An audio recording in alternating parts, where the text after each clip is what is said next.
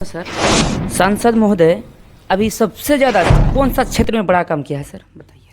आपको तो मैं बताऊं, ऐसी कोई ये नहीं है पैमाना कि भाई यानी सभी क्षेत्र में बराबर काम किए हैं। किसी कहीं पे एजुकेशन पे काम किए हैं, कहीं पे पुल पुलिया पे काम किए हैं, कहीं सड़क पे काम किए हैं, कहीं स्वास्थ्य पे काम किए हैं।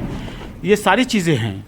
तो इसको आप ये नहीं कह सकते कि किसी ब्लॉक में उन्होंने ज़्यादा काम किया, किसी विधानसभा में ज़्यादा काम किया। मुबारकबाद पेश करता हूँ सर।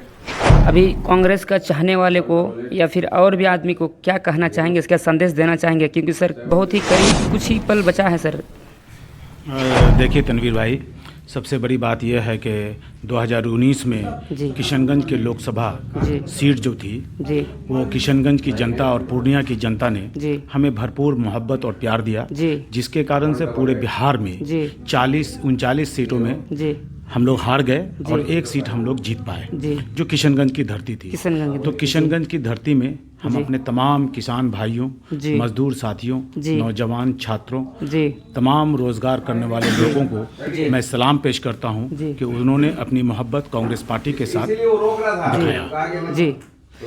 रही बात आने वाले 2024 में लोकसभा इलेक्शन का, कुछ ही पल बचे हैं। जी हाँ, मैं आपको दावे और वादे के साथ कह सकता हूँ कि इस बार भी इंशाअल्लाह किशनगंज की और पूर्णिया की लोकसभा की जनता कांग्रेस पार्टी को पसंद करेगी और दोबारा से डॉक्टर मोहम्मद जावेद आज़ाद को फिर से जिताने का काम करेगी। उसके पीछे कारण है, उसके पीछे लॉजिक है। सबसे पहले बात कि आपको मैं बताऊँ कि डॉक्टर जावेद आज़ाद साहब एक ही बहुत ही शिक्षित उम्मीदवार हैं और किशनगंज के लिए उन्होंने भरपूर काम किया है।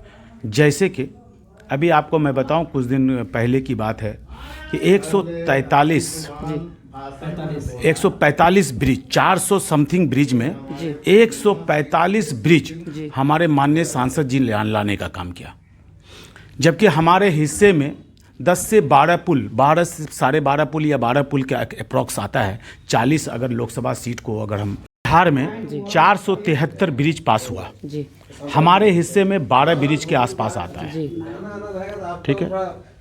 लेकिन हमारे सांसद जी ने किशनगंज की जनता से मांग किया कि आपको कितने ब्रिज की ज़रूरत है और उन्होंने दिया। किशनगंज की जनता ने अपने माननीय सांसद को चिट्ठी के माध्यम से बोलकर उन्होंने दिया और हमारे सांसद जी ने उस विभाग के संबंधित जितने भी पदाधिकारी हैं उनसे मिलकर और लोकसभा की पटल पर अपनी आवाज़ को बुलंद करते हुए लोगों के हित में 145 ब्रिज किशनगंज को सौगात में दिया। साथ ही साथ लगभग 500 किलोमीटर सड़क उन्होंने दिया। कितना किलो? 500 किलोमीटर सड़क हमारे माननीय सांसद जी ने अपने विवेक और अपनी बुद्धि से 4 साल उनका कार्यकाल पूरा। जी हाँ, अभी भी 3 महीना बचा हुआ है। और साथ ही साथ आपको मैं बताऊं, जो लोग पासपोर्ट के लिए पूर्णिया का दौरा करते थे, किशनगंज की जनता को एक शुद्र इलाके टेढ़ा गाज जैसे गांव में, जो एकदम आपका बहुत ही पिछड़ा हुआ इलाका कहलाता है, उस इलाके से लोगों को पूर्णिया जाना पड़ता था। इधर ठाकुरगंज पोठिया से लोगों को पूर्णिया जाना पड़ता था एक पासपोर्ट बनाने के लिए। पूर्णिया पटना, जी हाँ, नहीं, पूर्णिया भी जाना पड़ता था, उसके बाद पटना जाना पड़ता था। अब उसका दफ्तर हमारे किशनगंज शहर में खुल गया है। ठीक है। कोरोना काल में जब लोग त्राहिमाम थे, उस वक्त भी हमारे सांसद जी ने सदर अस्पताल में ऑक्सीजन प्लांट लगाने का काम किया। मैं आपको ऐसे कई काम बता सकता हूं जिसको हमारे माननीय सांसद जी ने सरजमीन पे उतारने का काम किया। इसलिए कांग्रेस से लोग मोहब्बत करते हैं। और सबसे बड़ी खूबी जो हमारे सांसद जी की है, वो किसी को डिस्टर्ब नहीं करते हैं। या किसी विधानसभा में काम किया, या ऐसी कोई बात नहीं है।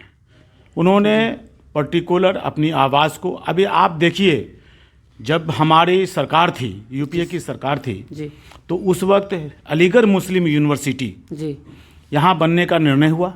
उस वक्त हमारे मौलाना असराउल्लाह कासमी साहब भी थे और हमारे डॉक्टर जावेद आज़ाद साहब विधायक थे। बहुत बड़ा जन आंदोलन हुआ किशनगंज के सभी सरजमीन पे। तो कुछ फंड हमारा रिलीज हुआ और यहाँ पे उसका ज़मीन का घेराबंदी हुआ, ज़मीन मिला। लेकिन जब भारतीय जनता पार्टी की सरकार आई तो हमारे लिए दरवाज़ा बंद हो गया, एक भी पैसा उन्होंने रिलीज नहीं किया। जबकि हमारे माननीय सांसद ने कंटिन्यू लोकसभा की पटल पर अपनी आवाज़ को बुलंद किया, उनके मंत्रालय से मिला, उनसे संबंधित सारे पदाधिकारी से मिला, इवन कि वो अकेले बाहर में, लोकसभा के बाहर में एक बैनर लेकर अपने आंदोलन को जारी रखा। मुझे पूर्णतः विश्वास है कि आने वाली जो सरकार होगी, इंडिया गठबंधन की सरकार जब होगी, तो निश्चित रूप से किशनगंज को एक बड़ा सौगात मिलेगा और यहाँ अलीगढ़ मुस्लिम यूनिवर्सिटी कायम और दायम होगी। यानी ये अगर कांग्रेस का सरकार आती है तो ये क्या बोल रहे हैं उसका नाम, ये अलीगढ़ मुस्लिम जो इस बार जो है क्लियर ही हो जाएगा सर? बिल्कुल बिल्कुल हो जाएगा। आपको और बताता हूँ मैं जी, केंद्रीय विद्यालय का भी उन्होंने पहल किया है जी। ठीक है जी, हाँ, उन्होंने बाजाप्ता सैनिक स्कूल का उन्होंने ये किया है, आवेदन दिया है, मतलब चिट्ठी लिखा है अपने उस विभाग के लोगों को जी। साथ ही साथ आपको मैं बता दूं कि यहाँ पे जो सैनिक की भर्ती होती थी जी, उसका सेंटर यहाँ नहीं था जी। अब देखिए उसका सेंटर भी यहाँ हो गया। अब यहाँ ही बच्चे उसके परीक्षा देते हैं, उसका दौड़ धूप होता है, उनकी सारी चीज़ें होती हैं और उसमें लोग बहाल होते हैं। अच्छा सर, दूसरा सवाल मेरा यही है सर, ज़्यादा नहीं सवाल करेंगे, सवाल यही है सर, मास्टर मुजाहिद और ये क्या बोल रहे हैं माननीय महोदय सांसद, दोनों में इसमें ये अटका हुआ है, क्या कहना चाहिए? आपको मैं बता दूं, जेडीयू और कांग्रेस, देखिए मैं आपको बता दूं कि केटीवी लाइव न्यूज़ के माध्यम से स्पष्ट क्लियर कीजिए सर। मैं केटीवी लाइव के माध्यम से ये साफ बात कहना चाहता हूँ जी कि माननीय सांसद जी, पूरे बिहार में एक सांसद जी, ठीक है जी। और कोई अगर ये बात कहते हैं कि सांसद जी को टिकट नहीं मिलेगा जी जी या जी, टिकट नहीं होगा, आपको और बहुत आदमी इसमें कंफ्यूज है, कंफ्यूजन की मैं सारी क्लियर कर देता हूँ आज जी कि हमारे माननीय सांसद जी कांग्रेस पार्टी के का टिकट बांटने वालों में से बन गए हैं जी, बल्कि टिकट लेने वालों से नहीं, बांटने वाले से बन गए। तो टिकट उनके छीनने और छिनाने की बात तो दूर की बात है, ये सपने की बात है जी, ठीक है।